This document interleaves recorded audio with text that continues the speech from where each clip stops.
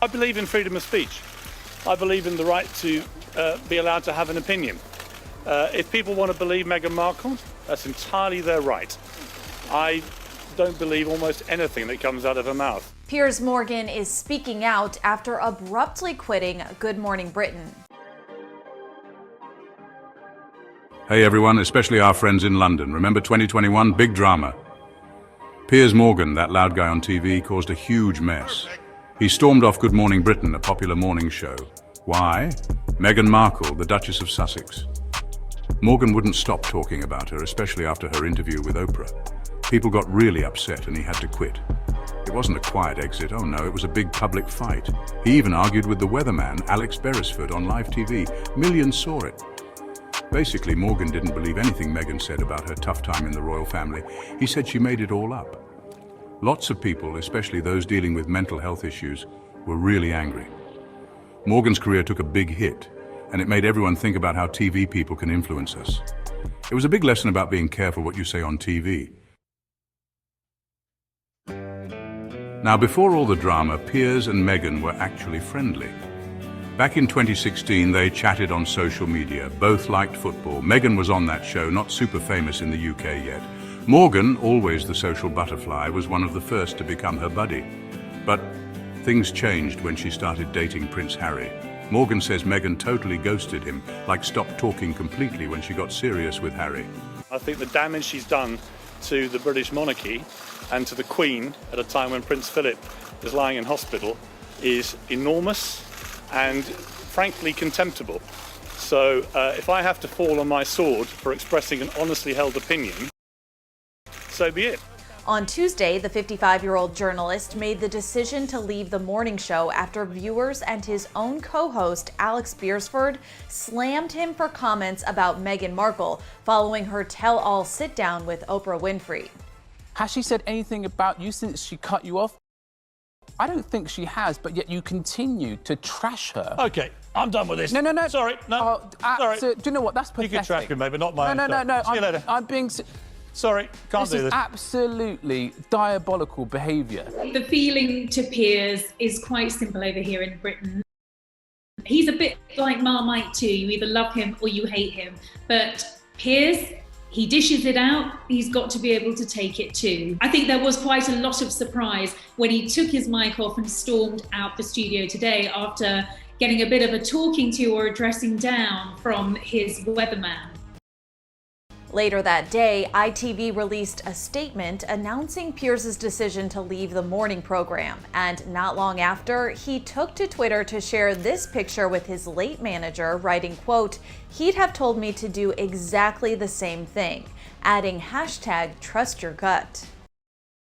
I had a good chat with ITV and we agreed to disagree. Of course, this all comes after Piers received a lot of backlash for questioning the Duchess of Sussex's claims of struggling with mental health and suicidal thoughts during her pregnancy with her son, Archie. I'm sorry, I don't believe a word she says, Meghan Markle. Well, that's a I wouldn't believe it if she read me a weather report. And the fact that she's fired up this onslaught against our royal family, I think is contemptible. After Piers quit the show, he doubled down and stood by his previous sentiment, tweeting, quote, "On Monday, I said I didn't believe Meghan Markle in her Oprah interview. I've had time to reflect on this opinion, and I still don't. If you did, okay. Freedom of speech is a hill I'm happy to die on. Thanks for all the love and hate. I'm off to spend more time with my opinions." I wish them all the very best. I had a great time at Good Morning Britain. And what do you think Good Morning Britain has become the most watched, talked about show, arguably on British television. I mean, the ratings on Monday were the biggest we've ever had. We also got the most Ofcom complaints for any show we've done because people didn't like my opinion. That's a hill I'm prepared to go on. But now reports claim Meghan might have been involved in Piers' decision to leave the show, which he joined in 2015. According to multiple reports, the 39-year-old former Suits star lodged a formal complaint with ITV in response to Piers' comments about her mental health. CNN reports that Meghan's complaint was about the impact his comments could have on others and how it could degrade the seriousness of mental health issues. Meghan Markle, just stop trashing the royal family.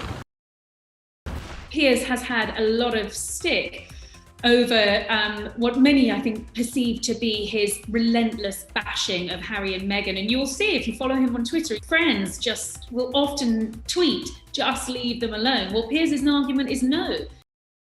They don't want to be left alone. They're putting themselves in the public eye. And, you know, I'm going to go for them. And he has done repeatedly. As for Piers, on Wednesday, he told his fans not to worry about him. I think it's fair to say, although the woke crowd will have thought, they think that they've cancelled me, I think they'll be rather disappointed when I re-emerge. So a re-emergement? I would call it a temporary hibernation, but of course my opinions remain my opinions. They can't silence that.